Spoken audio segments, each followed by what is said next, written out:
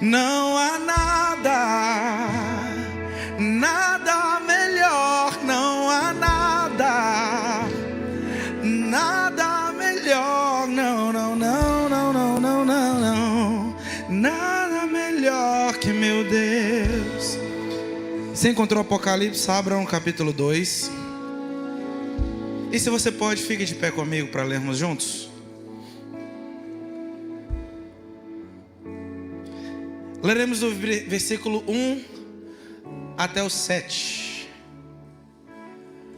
Ao anjo da igreja em Éfeso, escreva: estas são as palavras daqueles que têm as 7 estrelas em sua mão direita e anda entre os 7 candelabros de ouro. Conheço as suas obras, o seu trabalho é árduo e a sua perseverança. Sei que você não pode tolerar homens maus, que pôs à prova os que dizem ser apóstolos, mas não são, e descobriu que eles eram impostores. Vocês têm perseverado e suportado sofrimentos por causa do meu nome, e não têm desfalecido. Contra você, porém, tenho isto: você abandonou o seu primeiro amor. Lembre-se de onde caiu, arrependa-se e volte às obras que praticava no princípio. Se não se arrepender, virei a você e tirarei o seu candelabro do seu lugar. Mas há uma coisa a seu favor: você odeia a prática dos nicolaítas, como eu também as odeio. Aquele que tem os ouvidos, ouça o que o Espírito diz às igrejas. Ao vencedor darei direito de comer a árvore da vida que está no paraíso. Antes de você se assentar, eu queria te convidar a fazer uma oração. Você pode fazer isso? Você vai continuar com a sua Bíblia aberta daqui a pouquinho, mas por um momento eu queria que você colocasse a mãozinha no seu coração e fizesse a sua oração ao Senhor nessa noite. Eu sei que o Senhor tem falado conosco desde muito antes da conferência Rendição, mas eu queria que você fizesse a Ele esse pedido especial. Faça a sua oração nesse momento. Fala a Ele: Senhor, não existe nada melhor do que o Senhor, do que ouvir a sua voz, do que sentir a tua presença. Então, fala no meu coração, fala comigo, fala com a minha alma, fala com a minha mente. Não deixe as distrações roubarem a atenção da tua voz. Fala com Ele aí. Eu vou te dar alguns minutinhos para fazer essa oração.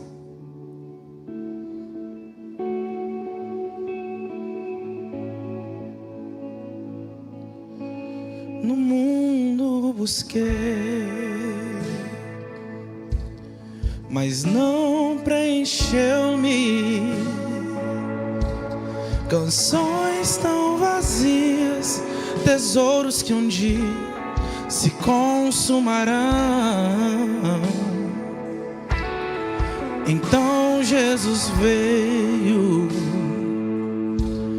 e me trouxe para perto, e todo desejo é satisfeito em seu amor. Você pode cantar isso comigo? Que não há nada melhor que Jesus. Diga: não há nada,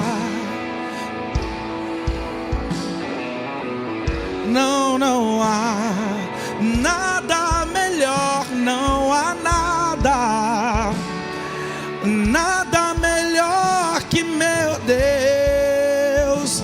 Vocês, vamos só mais a gente encerrar. Não há nada, não há.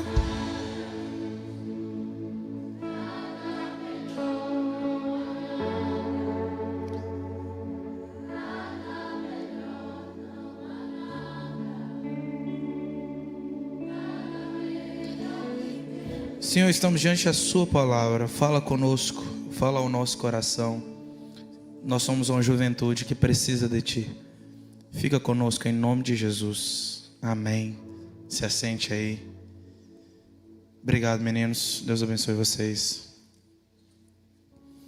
No último dia do congresso dos nossos jovens gaditas, nós ministramos essa palavra, em que o Senhor colocou no nosso coração muito antes do nosso congresso. E eu vinha estudando esse texto, esta mensagem, esta palavra, e eu achei a ocasião muito oportuna em falar no último dia do nosso congresso, em que o Senhor vinha ministrando essa mesma palavra em meu coração. E hoje, no pós-congresso de vocês, orando ao Senhor, eu senti esse mesmo desejo de compartilhar esta palavra que o Senhor falou em meu coração e continua falando. Eu brinco com alguns amigos que perguntam se a gente tem o hábito de pregar o mesmo sermão. E eu digo que uma vez eu li que o Dr. Billy Graham, o pastor Billy Graham, disse que pregou o mesmo sermão mais de 50 vezes. E talvez na 50ª vez ele funcionou. Então a palavra do Senhor, ela se renova aos nossos corações e ela sempre tem algo para nós. E no livro de Apocalipse, no capítulo 2, onde nós lemos, nós vemos as cartas de Jesus às igrejas da Ásia. E esta que nós lemos é a primeira, que é a igreja de Éfeso. A cidade de Éfeso era um dos maiores centros do mundo antigo. Ali ficava o famoso templo da deusa Diana, considerado uma das 7 maravilhas do mundo antigo. Era um lugar de uma religiosidade intensa, mas de uma espiritualidade corrompida, onde havia idolatria, feitiçaria, prostituição cultural e várias outras coisas. E nesse ambiente, o apóstolo Paulo pregou o evangelho. O início da igreja de Éfeso foi marcado por um avivamento, por um amor tão forte, e você vai encontrar isso lá em Atos dos Apóstolos, que eles chegaram, por amor a Cristo, queimar os livros de feitiçaria de altíssimo valor, porque entenderam que nada podia competir com o Senhor. Havia uma paixão, uma entrega, uma alegria, uma disposição tão grande. E esse amor inicial, esse primeiro amor, transformava tudo. Mas algumas décadas depois, Jesus envia uma carta. E a esta mesma igreja, e agora era uma igreja já madura, uma igreja já admoestada na palavra, uma igreja bem estruturada, ativa no serviço, firme na perseverança, coerente na doutrina. E o problema não era falta de trabalho, o problema não era uma má ortodoxia, porque eles tinham uma boa doutrina, eles tinham um bom trabalho, eles eram perseverantes em meio às perseguições também, que não eram poucas. O problema era que em meio a tanto serviço, eles deixaram o primeiro amor. Como o texto nós lemos, abandonaram o primeiro amor. E vamos lá. Embora a gente vá falar aqui desta falha ou deste defeito encontrado por Cristo na igreja de Éfeso, todos nós, se olhássemos para a igreja de Éfeso, iríamos querer congregar lá. Todos nós. Era uma igreja cheia de trabalho. A juventude fez o que na feira missionária aqui? Fez o quê? Muita coisa. Pois é, a juventude Gaditas, na nossa feira missionária na terceira igreja, ficou responsável, os meninos, homens, ficaram responsáveis pelo lava-jato missionário. Quem trabalhou no lava-jato aí? É carro, né, irmão? Com força. Pois é, os meninos ficaram responsáveis pelo lava-jato. As meninas ficaram responsáveis por ser a tia das crianças, vigiando no pula-pula, várias outras coisas. Ficaram no caixa, muita coisa tinha para fazer. Mas eu me lembro que chegou uma hora na feira missionária que aqueles meninos que foram pela manhã lavar o carro, e o presbítero Evandro, o José Roberto, alguns homens também foram. Chegou uma hora que eu estava batendo o olho ali e eu não conseguia parar para ajudar 100%, porque toda hora tinha uma coisa para fazer, uma coisa para comprar, o pastor Israel aqui, o pastor Israel ali, aquela loucura, que eu não consigo fazer a metade do que o Gabriel faz, mas eu tento, Gabriel. E eu me lembro que eu comecei a passar para lá e para cá e toda hora eu estava vendo as mesmas carinhas, os mesmos rostinhos, assim, lavando o carro, esfregando, sabão, e eu mandando foto no grupo. Cadê os meninos? Cadê os homens? Mas se fosse na igreja de Éfeso, a gente como pastor não ia precisar insistir para homem nenhum lavar carro. Porque era uma igreja que servia e trabalhava arduamente. Ninguém ficava parado. Bom, vocês sabem disso, é o meu primeiro ano como pastor de jovens. Embora tenha vivido retiros a minha vida inteira e congressos a minha vida inteira, eu nunca organizei um retiro, meu irmão. É muito mais fácil ir cantar no retiro de vocês e ir pregar do que organizar um. E quando eu comecei a organizar, eu percebi o quanto eu precisava de pessoas para me ajudar. E a igreja de Éfeso era boa nisso. No retiro deles, todo mundo trabalhava. Mas além de trabalhar, era uma igreja perseverante, mediante as lutas e as perseguições. E quando eu falo de perseguição, eu não falo da irmã que reparou na sua roupa e você não gostou do jeito que ela te olhou, ou do grupinho seletivo da panela que não te chamou para a resenha do pessoal. Não é esse tipo de perseguição aí. É do tipo de perseguição que, se você falasse de Cristo, alguém te matava. Eles permaneceram firmes diante dessas perseguições também. E era uma igreja boa de doutrina. A gente tem o costume de dizer que a igreja erra, ou a igreja peca, ou a igreja vai de ladeira abaixo, quando é uma igreja que não é pautada pela Bíblia. Mas quando olhamos para isso aqui, nós vemos uma igreja que era boa de doutrina, que era boa de ortodoxia, até porque eles odiavam as obras dos nicolaítas, que era um movimento que depois nós vamos falar, que levantavam outros falsos apóstolos, mas era uma igreja que conhecia tanto a palavra do Senhor, que eles batiam o olho e falavam assim: não, peraí, aquele ali não é um apóstolo mediante a palavra de Deus.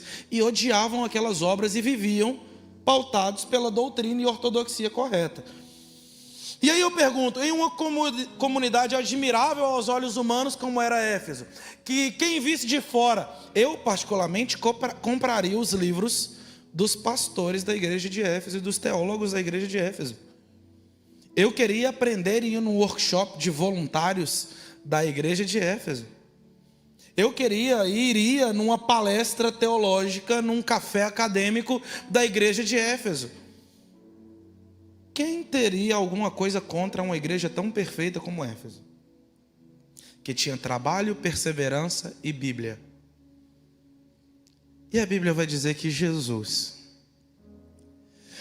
que não olha com os olhos humanos e não vê o que nós vemos, e não olha só para as mãos que trabalham, mas sim para o coração que ama, ele diz: tenho, porém, contra ti, que abandonastes o teu primeiro amor.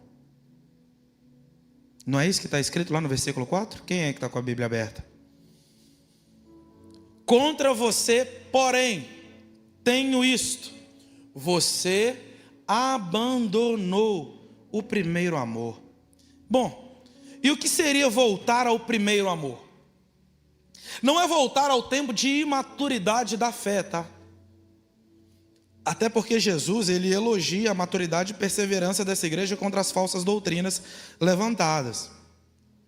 Mas quando olhamos para todo o evangelho, nós vemos que todas as instruções de Deus para nós são baseadas no amor. Quer ver só? Os maridos devem amar as suas esposas como Cristo amou sua igreja. As esposas deviam amar os seus maridos ao ponto de serem submissas e adjuntoras. Os filhos devem amar os seus pais ao ponto de honrá-los para ter os seus dias prolongados na terra. Paulo vai dizer que ele até podia falar a língua dos anjos, a língua dos homens, mas se não tivesse amor, de nada valeria. Ministerialmente, vai me parecer que até o chamado pastoral é baseado no amor. Vocês lembram de Pedro, que tinha negado Jesus 3 vezes? Jesus, agora ressurreto, aparece diante de Pedro e faz 3 perguntas para Pedro. Pedro, tu me amas? E Pedro também por 3 vezes responde: eu te amo, Senhor. Então, apacenta as minhas ovelhas. E também Jesus, quando perguntado sobre os mandamentos, ele disse que poderíamos resumir em 2: amar a Deus sobre todas as coisas, todo o nosso entendimento, com toda a nossa força, e amar ao nosso próximo como a nós mesmos, como a ti mesmo. Todo relacionamento com Cristo é baseado com amor. Inclusive o pastor Jonas Madureira, ele vai dizer que um marido que não conhece a Cristo, ele pode até amar a sua esposa, mas a sua esposa nunca vai experimentar o pleno amor em que Cristo pode oferecer dentro do seu relacionamento, a partir do momento em que você realmente conhece a Cristo. Porque em Cristo o amor é pleno e verdadeiro. Em Cristo não são apenas aparências de afeições. Em Cristo nós experimentamos o verdadeiro amor. Não obstante, Jesus chama a sua igreja não de funcionária, mas Ele chama de noiva. Pois a base desse relacionamento é o amor. E é por isso que quando nós olhamos para esse texto, esses 7 versículos que nós lemos, nós vemos pelo menos 3 instruções de Jesus. E eu queria que você repetisse comigo. Lembra. Aleluia. Vamos bem forte. Lembra, arrependa e volte. Vá lá comigo na parte A do versículo 5. Lembre-se de onde caiu. Jesus não pede para lembrar só de um passado bonito, mas Jesus pede para lembrar do lugar da queda. Lembra de onde caiu. O que aconteceu no meio do caminho que você vivia um amor constante em uma primeira chama e de repente essa chama se arrefeceu, se apagou? O que aconteceu no meio dessa caminhada que parece que aquela pessoa que servia com tanto amor e afinco não consegue fazer mais com o mesmo apreço que fazia antes? Onde foi que o amor se esfriou? Foi na distração do dia a dia em que você consegue chegar em casa lembrando de tudo que tem que fazer, mas quando você se assusta e está 2 horas na frente do celular arrastando o Reels e o TikTok, e quando você vê já está na hora de dormir de novo. Foi na correria da vida entre trabalho, faculdade, escola e a prova do Enem. Quantos vão fazer Enem aí? Pois é. É tanta coisa que a gente tem que fazer que quando a gente pisca, a gente pega aquilo que era para ser primário e com muita facilidade a gente coloca em segundo e terceiro plano, porque existem outras coisas no nosso dia a dia que parecem ser mais importantes do que nos relacionarmos com Deus. Foi na acomodação espiritual em que você sabe o que tem que fazer e até o seu plano de leitura bíblica anual você já desistiu lá em fevereiro, porque você fez algumas promessas no início do ano. 2, esse ano eu vou ler a Bíblia toda. 2, esse ano eu vou ser fitness. Eu estou sentindo revelação aqui nesse lugar. Quantos fizeram essa promessa aí? Levanta a mão. Aí veio um anjo chamado Monjaro. Onde foi que no meio do caminho isso mudou a trajetória, a rota? Então o Senhor nos instrui instrui a igreja de Éfeso a lembrar onde caíram. Mas a segunda coisa que Jesus instrui era para que se arrependessem. Lembre-se de onde caiu. Arrependa-se.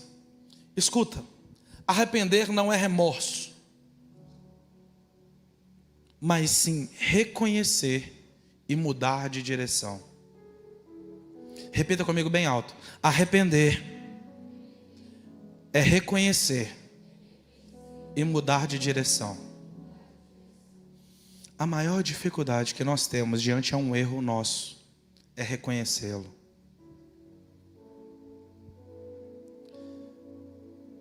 Permita-me dar uma palavra aqui a você que é filho, que eu acredito que a gente não tem pais aqui. Tem pais aqui? Tem alguém aqui que é pai, gente? Mãe? Tem? Se tiver, tem uma palavra para vocês aí também. Pastor Álvaro? Não?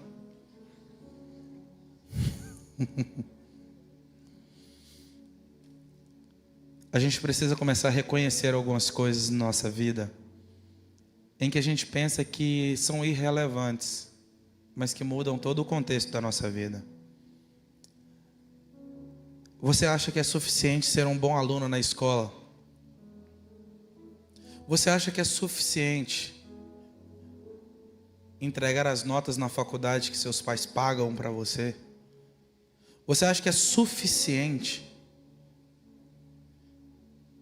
vir na igreja nos dias que os seus pais falam para você vir na igreja?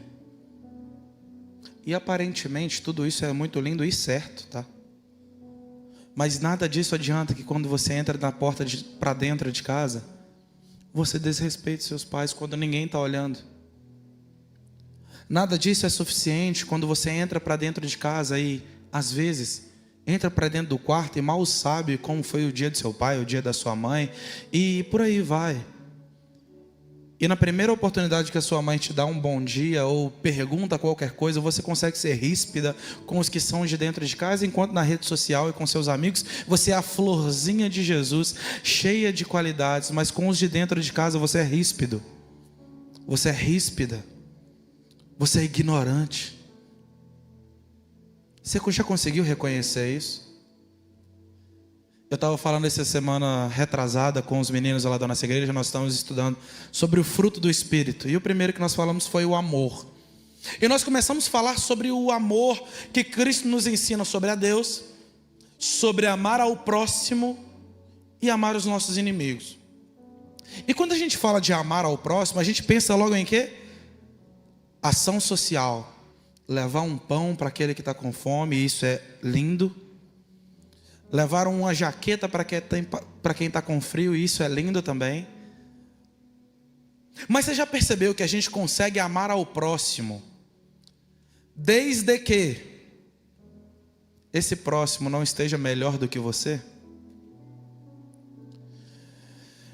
Eu acho o pastor Álvaro lindo, desde que ele não seja mais lindo do que eu. E por mais que seja difícil a gente reconhecer esse tipo de coisa, o ser humano é tendencioso e nós temos a natureza caída para esse tipo de coisa. E é por isso que o convite do arrependimento primeiro é se enxergar, olhar para si e reconhecer.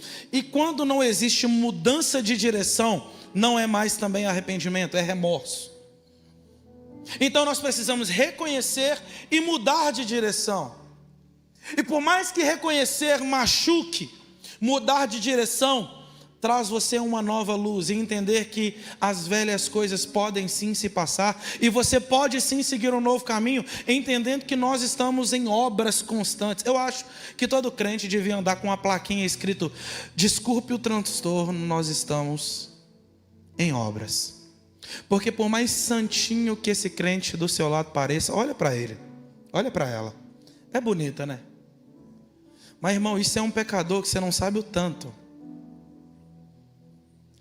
Se não fosse Cristo, se não fosse o sangue de Jesus por essa pessoa do seu lado, reconheça, mude de direção.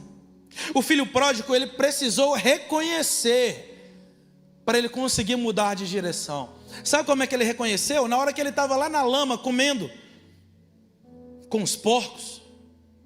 Quando ele estava lá no fundo do poço comendo com os porcos, ele teve que dar um grito de reconhecimento e dizer: na casa do meu pai eu não precisava estar passando por isso que eu estou passando agora. Mas se ele não tivesse reconhecido, ele não tinha conseguido mudar de direção. O meu convite a você é: reconheça as suas limitações, reconheça as suas dificuldades. Não flerte com aquilo que você sabe que é mais forte do que você. Não tente andar junto com aquilo que você sabe que facilmente vai te derrubar. Reconheça e mude de direção. E a terceira instrução de Jesus, depois de lembrar, depois de arrepender, a terceira instrução de Jesus é: volte às primeiras obras. Entenda que obras aqui não são apenas tarefas, mas práticas motivadas pelo amor inicial. A igreja de Éfeso, no seu amor inicial, abandonou tudo, gente. Queimou os livros de idolatria, os seus ídolos de feitiçaria, e passaram a viver completamente para Cristo. Mas agora eles estavam fazendo as suas obras, mas não mais com o mesmo amor. E aqui que eu queria que você entendesse que a igreja de Éfeso trabalhava. A igreja de Éfeso servia na mídia. A igreja de Éfeso buscava água para o pregador. A igreja de Éfeso fazia a arte do congresso. A igreja de Éfeso dizimava.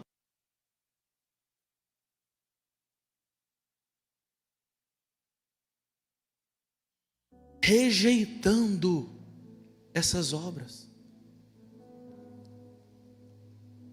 Isaías 64 vai dizer que todos os nossos atos de justiça, todas as nossas obras de justiça para com o Senhor são como um trapo de imundícia. E aqui eu começo a entender, e agora eu falo com muita consciência própria, e me pergunto, porque eu também fui um jovem como a maioria de vocês que nasceu na igreja, e que aprendeu a fazer as coisas da igreja, e se hoje faço tudo o que faço dentro da igreja, foi porque aprendi desde pequeno a congregar, a adorar, a amar a palavra. Eu aprendi isso desde cedo com meus pais. E talvez você só venha à igreja porque talvez os seus pais querem e mandam, porque você já aprendeu a rotina do que fazer. E agora eu falo de mim mesmo, porque eu me pergunto, quantas foram as vezes, Gabriel, eu comecei a cantar aos 3 anos de idade com meu pai. E desde lá eu nunca parei de cantar. E eu fico me perguntando, quantas foram as vezes que eu subi no púlpito para cantar, ou para pregar, ou para fazer alguma coisa, só porque eu sabia fazer. No automático, sabe? Aquele dia que você, não queria ir hoje não, cara. Sei lá. Eu já sei fazer mesmo, então eu não preciso me preparar para cantar. Eu não preciso me preparar para pregar. Eu já sei fazer, eu já sei ir na EBD, eu já sei o horário dos cultos, eu não preciso nem olhar o cronograma da semana, que eu sei tudo que a igreja tem para fazer. E você realmente acha que para agradar o Senhor, você precisa fazer o que você sabe fazer? E quando eu estava lembrando disso, e entendendo tudo isso aqui, eu me lembrei de uma situação. 2019, 2018, eu e os meninos que vocês viram tocando aqui comigo, alguns deles, nós fomos para Belo Horizonte, ganhamos um concurso musical, e dali para frente nós começamos a receber muitos convites para cantar em várias igrejas do Brasil, de vários estados, de Minas e por aí vai. Eu não sei se aquela rotina estava me cansando muito, ou se eu estava gostando dessa vida de convites, de alguma forma aquilo mexeu comigo. E eu não falo isso com receios. E eu acho que o Senhor às vezes precisa puxar a gente e lembrar de onde a gente veio. E eu me lembro que meu pai chegou em mim e falou assim: Israel, passa a mão no violão aí, e a gente vai ali no vizinho cantar um hino e orar. Eu esmureci, irmão. Eu falei, pai, o que eu vou caçar na casa do vizinho uma hora dessa? Meu pai falou assim: nosso vizinho sofreu um acidente, agora ele está em casa, com dificuldades de andar, mas nós sabemos que Deus fez um milagre na vida dele, então nós vamos lá cantar ao Senhor, e nós vamos agradecer e levar uma palavra. Eu fui. Nem lembro o que eu cantei. Eu cantei. Meu pai orou. Foi legal. Mas sabe aquela má vontade de fazer? E, sei lá, eu sabia fazer. Eu sabia pegar um violão e cantar. E para mim foi só um dia normal, de tantas outras vezes que eu e meu pai visitamos pessoas e louvamos e pregamos. Anos depois, eu já era pastor da terceira igreja. Um irmão lá da nossa igreja, lá na porta conversando, falou assim: pastor, vem cá, rapaz, eu tenho um amigo, você tem que saber, que coincidência. O quê? Há anos atrás ele sofreu um acidente. E ele falou que você e o seu pai foram lá louvar o Senhor e dar uma palavra. E ele falou que aquilo mexeu com ele a tal ponto que aquilo fez bem para ele. Hoje ele está caminhando, hoje ele está bem. E ele fala que aquilo foi um marco na vida espiritual dele e que foi maravilhoso. Você cantou demais, seu pai pregou demais, a oração foi uma bênção. Irmão, aquilo foi uma porrada na boca do meu estômago, porque eu sabia a motivação que eu fui. Irmão, eu não queria estar lá não. Eu queria estar em casa assistindo Netflix. E aqui eu comecei a entender que fazer as obras que eu sei fazer, ou que eu sou competente para fazer, também diante do reino de Deus, não é suficiente. Se eu não cantar, outro canta no meu lugar. Se eu não pregar, outro prega no meu lugar. Se você não servir, outro serve no seu lugar.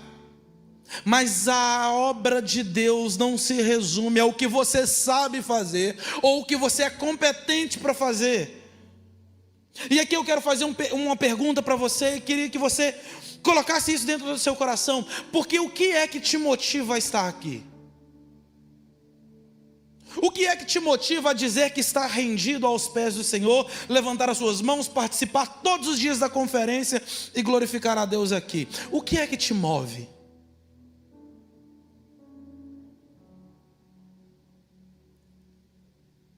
Cantar, pregar, servir ou amar a Cristo? É muito fácil, gente, a gente conseguir trocar as coisas, como a igreja de Éfeso fez.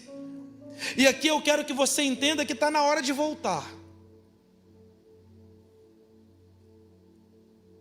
Muitas pessoas vivem de um passado espiritual. Há um tempo eu fiz, há um tempo eu senti, há um tempo eu amei, há um tempo eu falei. E essa é a causa de falarmos das disciplinas espirituais no nosso congresso dos jovens. Essa é a causa que o Senhor moveu o coração do pastor Álvaro para vocês falarem sobre rendição, entrega total ao Senhor na conferência de vocês, porque eu entendo que tem chegado um tempo tão importante da nossa geração, que é a hora de voltar. E eu não sei como foi o início da sua caminhada. Talvez a maioria que nasceu num lar cristão e desde então vem caminhando na igreja. Mas eu tenho certeza que você teve um encontro com Cristo, um dia diferente, que você falou assim: meu Deus, eu quero isso para sempre na minha vida. Talvez foi no retiro agora, talvez foi na conferência de agora, talvez foi há anos atrás. Mas o meu convite para você é olhar e entender que está na hora de voltar. E só vive no secreto com Deus quem de fato ama a Ele. Porque quem não ama vive a aparência do púlpito e do palco. E ser crente aqui para todo mundo ver na igreja é fácil demais. Sabe por que é? Porque você já sabe fazer. Porque você já sabe cantar. Porque você já sabe vestir como crente. Porque você já sabe fazer as coisas que crente faz. Mas a minha pergunta para você é: de fato, você ama Jesus? O seu serviço é baseado na sua entrega ao ponto de largar tudo por amor a Ele?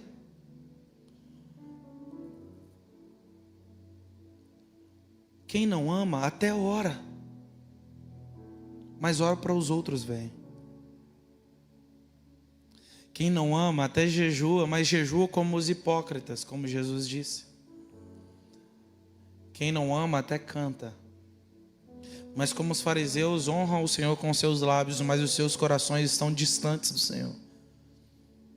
E em nome de Jesus eu repreendo isso em nosso meio. Eu profetizo uma geração que de fato está rendida ao Senhor, ao ponto de conseguir largar tudo e, se preciso for, abandonar até o seu serviço excessivo na igreja, porque por alguma motivação errada você entendeu que amar a Jesus é fazer, e quando você assustou, você estava fazendo tudo e amando pouco. Jesus está te convidando a amar mais e fazer o que deve ser feito. E não, voltar ao primeiro amor não é voltar ao tempo da imaturidade na fé. Sabe o novo convertido que está doido para evangelizar as pessoas e inventa até versículo que não existe para poder evangelizar? Não é isso que Jesus está querendo de você. A ideia de voltar ao primeiro amor é voltar às primeiras obras. E o que motivava as primeiras obras? O amor. Foi o que a igreja de Éfeso fez. Pegou os seus livros, pegou a idolatria e queimou. Porque eles entenderam que Jesus era maior do que tudo. E aqui eu preciso falar com vocês, e eu encerro falando disso, que lá no versículo 6, depois de repreendê-los, Jesus vai falar com eles: mas há uma coisa a seu favor, você odeia as práticas dos nicolaítas, como eu também as odeio. Nós temos algumas controvérsias sobre o que era a doutrina dos nicolaítas, mas eu gosto muito. Um comentarista chamado Warren Wiersbe, ele vai dizer que esse movimento era um movimento que unia a religiosidade com a imoralidade. Mas além disso, ele dizia que resumia entre a separação entre o clérigo e o leigo, o espiritual e o não espiritual, o ungido e os pecadores, fazendo uma separação entre classes. E perceba que onde há falta de amor, onde o amor não habita, habita a separação, habita a falta de unidade, habita a desunião. E aqui eu falo para você que está preparando para entrar numa faculdade federal aí daqui a pouco. Cuidado. Cuidado com movimentos que ensinam uma separação de classes, onde é um mundo que todo mundo tem opinião para tudo. Quem pensa diferente de você é seu inimigo. Cuidado. Porque quando eu olho para Cristo, eu vejo Cristo dizendo à igreja de Éfeso que odeia um movimento que separa o clérigo do leigo, o sábio do ignorante. Sabe por que ele odeia? Porque em Cristo não existe diferença de preto e branco. Em Cristo não existe diferença de cruzeirense e atleticano. Em Cristo não existe diferença de quem veste vermelho e quem veste verde. Em Cristo não existe diferença entre rico e pobre. Em Cristo todos nós temos algo em comum. Todos pecaram e todos foram destituídos da glória de Deus. Mas todo mundo que está aqui, eu tenho certeza que também tem outra coisa em comum. Jesus perdoou seus pecados na cruz do Calvário. E embora nós tenhamos nossas diferenças sociais, de classe e pensamentos diferentes, em Cristo não habita desunião. Nós temos trabalhado lá na nossa igreja nas quintas-feiras um livro que trabalha sobre a unidade na igreja. E como é fácil, irmãos, a gente criar raízes de amargura por pensar diferente de alguém. Quem aqui teve parente que até hoje não se fala desde a eleição presidencial de 2022? Porque eu tenho uns 3 que nem conversam um com o outro, porque a polarização foi tão grande que as pessoas passaram a se odiar pelo fato de pensarem diferente uma das outras. Está vendo como é que a gente consegue amar tantas outras coisas com tanta facilidade? O próprio Deus nos ensina que para fazer uma grande separação, basta colocar uma sementezinha de amargura numa grande obra. Queriam fazer uma grande torre. Uma torre tão alta que tocaria o céu. Mas aí o Senhor falou assim: vamos lá, desçamos e confundamos a língua. E acabou a obra, meu irmão. Porque a partir do momento que você não fala mais a língua do seu irmão, acabou. E o próprio Deus nos mostra também como forma a unidade. Porque esse mesmo Deus que desceu e confundiu, lá em Atos capítulo 2, é o mesmo Deus que desceu com seu Espírito. E agora as pessoas falam em línguas que outros escutam na sua língua materna. E é nesse momento que é instaurada a igreja do Senhor. A igreja do Senhor não é instaurada num momento de confusão. A igreja do Senhor é instaurada num momento de unidade. E só consegue viver em unidade em uma igreja que consegue entender o que é o amor a Cristo.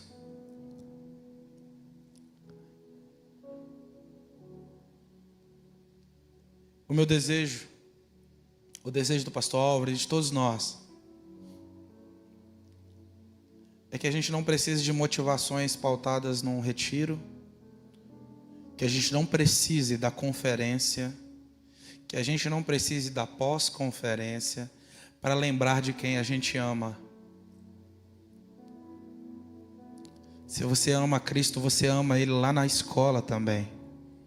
Se você ama Cristo, você ama Ele lá na faculdade também. Me assusta saber que tantas pessoas estão em tantos ambientes e você fala de fulano e fala, fulano é crente, fulano é crente. Você não conseguiu falar de Jesus ainda. Eu não entendo como você consegue amar tanto alguém ao ponto de você não falar dele. Você ama Jesus, irmão? Você consegue falar dele em todos os lugares que você vai? Ou você consegue só servir na igreja? Servir na igreja é fácil. Sabe por que é fácil? Porque você já sabe fazer. O meu convite a você é voltar às primeiras obras. Pastor, como eu faço isso? É simples. Não faça por fazer. Ame. Ame. Ame a Jesus. Ame as coisas de Jesus. Se envolva com Jesus. Não lembre dele somente nas 2 horas de culto que nós temos na semana. Não lembre dele somente na hora que o pastor lembra de você porque você faltou um culto. Não lembre dele somente no momento que você sabe que é a escola bíblica dominical. Ame a Jesus todos os dias e em tudo que você fizer, lembre de Cristo.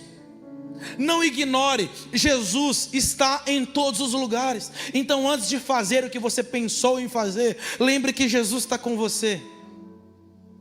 Jesus está te vendo. Jesus vê você quando ninguém enxerga. Ele sabe o que você vai falar antes que você abre a boca.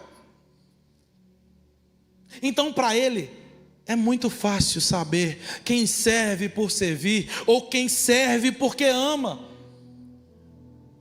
Porque o serviço não antecede o amor. O amor antecede o serviço. Faça para Cristo porque você ama Ele. E nós somos tão limitados que até para amá-lo nós dependemos dele. Porque nós só amamos a Cristo porque Ele nos amou primeiro. Você pode ficar de pé comigo?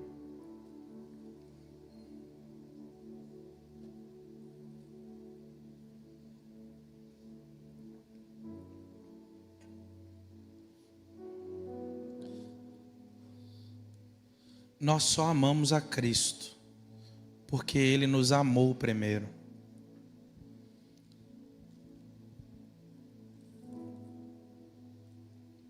Que nós sejamos bons de Bíblia,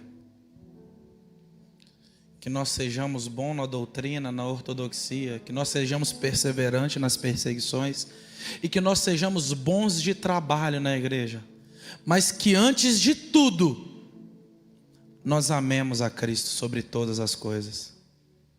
Nós amemos a Cristo em tudo que fizermos. Nós amemos a Cristo onde que nós formos. Porque sem amor a nossa obra não vale de nada, gente. Sem amá-lo, nossa obra também não vale de nada.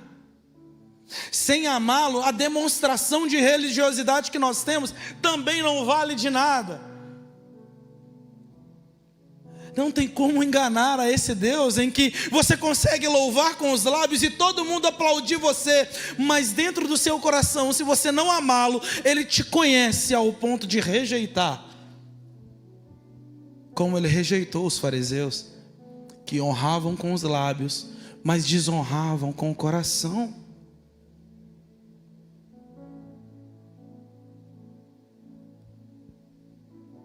Nesse pós-congresso eu quero te fazer esse convite. Não esteja rendido, porque o nome do congresso é rendição. Talvez você nunca falou tanto essa palavra na sua vida, rendição. Mas se renda porque ama. Porque ama a presença de Deus. Porque ama as coisas de Deus. Porque ama estar deleitando nas presenças de Deus.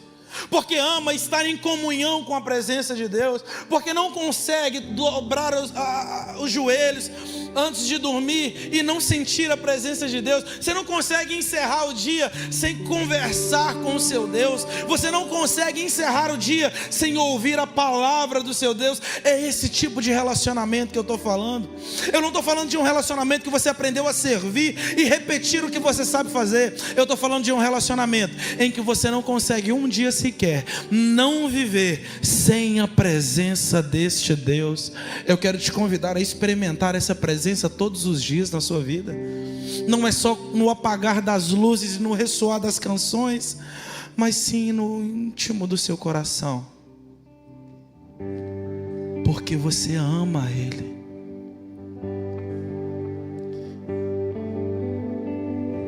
E se a igreja de Éfeso, que era tão boa, conseguiu tropeçar nisso, que dirá nós? Sabe quem pastoreou Éfeso? Paulo, João. Sabe quem congregou em Éfeso? Maria, mãe de Jesus. E essa igreja conseguiu tropeçar nas suas obras e deixar o amor para trás. Que dirá eu e você, comedor de arroz com feijão? Eu quero te convidar a voltar ao primeiro amor das primeiras obras. Aquele primeiro amor que você fez como a igreja de Éfeso, largou tudo e queimou para servir ao Senhor. Eu queria que você voltasse, arrependesse, reconhecesse que o seu amor não é mais o mesmo, que a sua entrega mudou. Eu queria fazer você um convite a fazer essa oração nessa noite, mas não por você. Eu queria que você encontrasse pelo menos umas 2 pessoas para você orar junto com ela. Menina com menina, menino com menino. Vocês já sabem isso. Mas eu queria que você orasse por essa pessoa e fizesse essa oração: Senhor, não deixa o amor do meu irmão se apagar. Não deixa o amor do meu irmão se arrefecer. Não deixa o serviço, a faculdade, o trabalho falar mais alto do que o amor verdadeiro pela presença do Senhor.